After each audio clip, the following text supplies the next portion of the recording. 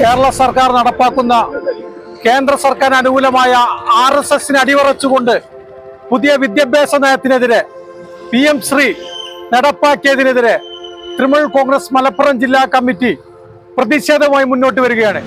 PM Shri പദ്ധതി കേരളത്തിൽ നടപ്പിലാക്കാനുള്ള ഇടതുപക്ഷ ജനാധിപത്യ മുന്നണി ഗവൺമെന്റിന്റെ തീരുമാനം അങ്ങേയറ്റം പ്രതിഷേധാർഹമാണ്.